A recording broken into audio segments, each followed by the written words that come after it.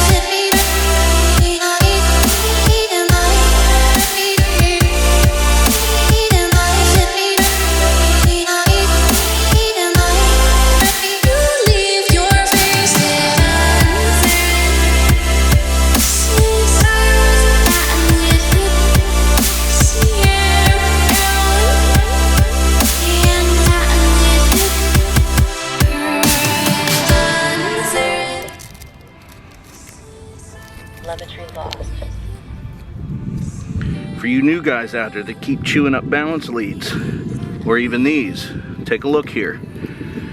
I'm making sure that everything is secured, so there's nothing flopping around. Because you know what carelessness and being in a rush causes? Expenses. And batteries aren't cheap.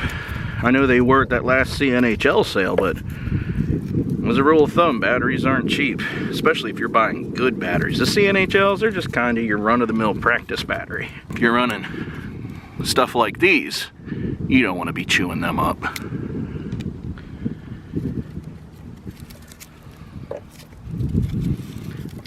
There. And when we get everything plugged in, nothing's going to get in the way of the props. I don't know if you guys can hear any of that popping and hooting going on over there, but watch this. All of a sudden I don't feel bad out here terrorizing the park because, frankly, there's fucking LARPers over there beating each other with pool noodles and plywood shields. Long live the nerds.